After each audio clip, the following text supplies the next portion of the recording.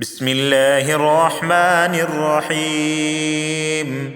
تبارك الذي بيده الملك وهو على كل شيء قدير، الذي خلق الموت والحياة ليبلوكم أيكم أحسن عملا وهو العزيز الغفور، الذي خلق 7 سماوات طباقا ما ترى في خلق الرحمن من تفاوت فارجع البصر هل ترى من فطور ثم ارجع البصر كرتين ينقلب إليك البصر خاسئا وهو حسير، ولقد زينا السماء الدنيا بمصابيح وجعلناها رجوما للشياطين وأعتدنا لهم عذاب السعير، وللذين كفروا بربهم عذاب جهنم وبئس المصير. إذا ألقوا فيها سمعوا لها شهيقا وهي تفور تكاد تميز من الغيظ، كلما ألقي فيها فوج سألهم خزنتها ألم يأتكم نذير؟ قالوا بلى قد جاءنا نذير فكذبنا وقلنا ما نزل الله من شيء إن أنتم إلا في ضلال كبير، وقالوا لو كنا نسمع أو نعقل ما كنا في أصحاب السعير، فاعترفوا بذنبهم فسحقا لأصحاب السعير.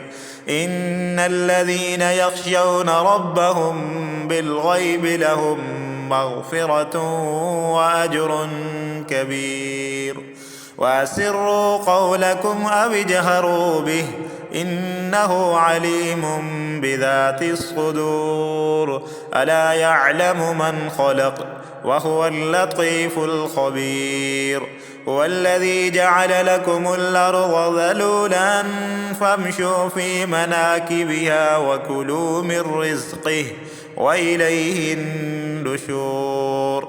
أأمنتم من في السماء أن يخسف بكم الأرض فإذا هي تمور، أم أمنتم من في السماء أن يرسل عليكم حاصبا فستعلمون كيف نذير. ولقد كذب الذين من قبلهم فكيف كان نكير. أولم يروا إلى الطير فوقهم صافات ويقبضن ما يمسكهن إلا الرحمن إنه بكل شيء بصير. أمن هذا الذي هو جند لكم ينصركم من دون الرحمن إن الكافرون إلا في غرور.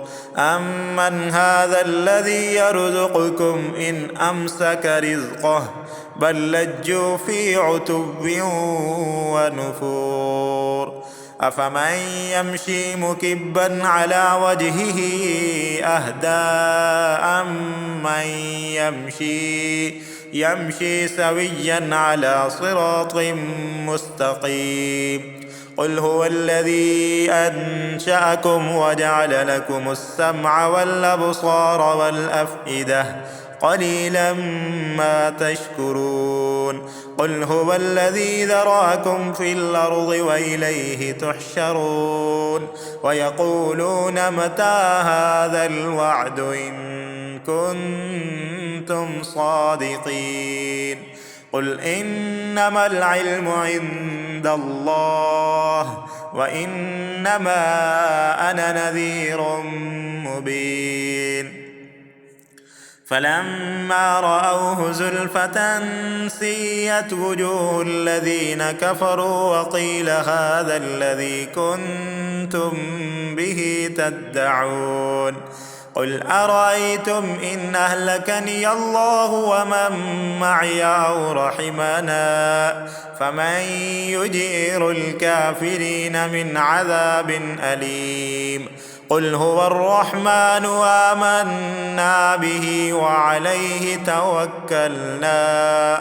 وعليه توكلنا فستعلمون من هو في ضلال مبين قل أرأيتم إن أصبح ماؤكم غورا فمن يأتيكم بماء معين